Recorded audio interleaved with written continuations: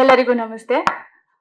ಮೊದಲನೇದಾಗಿ ಶಿವರಾಜ್ ಕುಮಾರ್ ಸರ್ ಹಾಗೆ ರವಿ ಸರ್ ಬಂದಿರೋದು ನಮ್ಗೆ ಒಂದು ತುಂಬಾ ದೊಡ್ಡ ಎನರ್ಜಿ ಬಂದಿದೆ.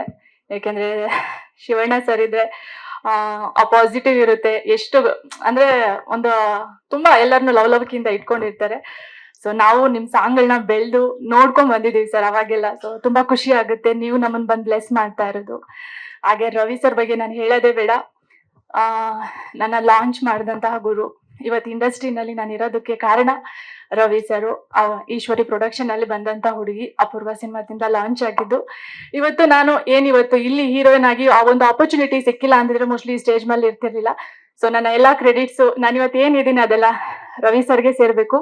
ಥ್ಯಾಂಕ್ ಯು ಸರ್, ನೀವೆಲ್ಲ ಬಂದಿದ್ದು ನಮ್ಗೆ ತುಂಬಾ ಖುಷಿ ಆಗಿದೆ. ಸೊ ಸೂತ್ರಧಾರಿ ಮೇ 9ಕ್ಕೆ ರಿಲೀಸ್ ಆಗ್ತಾ ಇದೆ. ಚಂದನ್ ಶೆಟ್ಟಿ ಅವರು ಹೊಸದಾಗಿ ಲಾಂಚ್ ಆಗ್ತಾ ಇರುವಂತಹ ಸಿನಿಮಾ. ತುಂಬಾ ಗುಡ್ ಹಾರ್ಟೆಡ್ ಪರ್ಸನ್ ಅಂತ ಹೇಳ್ಬೋದು ಚಂದನ್ ಶೆಟ್ಟಿ. ಸೊ ಅವ್ರ ಜೊತೆ ಕೆಲಸ ಮಾಡಿ ತುಂಬಾ ಖುಷಿ ಆಯ್ತು. ಅವ್ರಿಗೆ ಒಳ್ಳೇದಾಗ್ಬೇಕು. ಯಾಕಂದ್ರೆ ಲಾಂಚ್ ಆಗ್ತಿದ್ದಾರೆ ಅಂತ ಹೇಳಿದಾಗ ತುಂಬಾ ಜನ ನಮ್ ಕನ್ನಡ ಇಂಡಸ್ಟ್ರಿಯಲ್ಲಿ ಸಪೋರ್ಟ್ ಮಾಡ್ತಾರೆ. ಸೊ ಅದಕ್ಕೆ ಕಾರಣ ನವರಸನ್ ಸರ್. ಯಾಕೆಂದ್ರೆ ಅವರು ನಮ್ಮ ಸಿನಿಮಾ ಫಸ್ಟ್ ಡೇ ಇಂದ ಪ್ರಮೋಷನ್ ವಿಷಯದಲ್ಲಿ ಒಂದೊಂದು ಸಿನಿಮಾನ ಪ್ರಮೋಷನ್ ಅಲ್ಲಿ ತುಂಬಾ ಪ್ರಾಬ್ಲಮ್ ಆಗುತ್ತೆ. ಸೊ ನಾನ್ ನೋಡ್ತಿರೋ ಪ್ರಕಾರ ಈ ಸಿನಿಮಾ ಪ್ರಮೋಷನ್ ಅಲ್ಲಿ ನವರಸನ್ ಸರ್ ತುಂಬಾನೇ ಮುಂದೆ ನಿಂತು ಮಾಡ್ತಾ ಇದ್ದಾರೆ.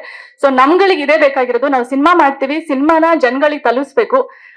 ಸೊ ಆ ತರದ್ರಲ್ಲಿ ನೋಡಿದ್ರೆ ನಮ್ ಸಿನಿಮಾಗೆ ತುಂಬಾ ಒಂದು ಬ್ಯಾಕ್ ಬೋನ್ ಆಗಿ ನಿಂತ್ಕೊಂಡಿದ್ದಾರೆ. ಸೊ ನೀವುಗಳು ಅಷ್ಟೇ, ಮೀಡಿಯಾದವರು ನಾವ್ ಏನೇ ಮಾಡಿದ್ರು ಕೂಡ ಜನಗಳಿಗೆ ತಲುಪೋ ಹಾಗೆ ಮಾಡೋದು ನೀವುಗಳು. ಸೊ ನಿಮ್ಮೆಲ್ಲರಿಗೂ thank you so much.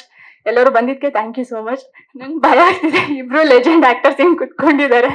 So ಮತ್ತೊಮ್ಮೆ thank you so much sir.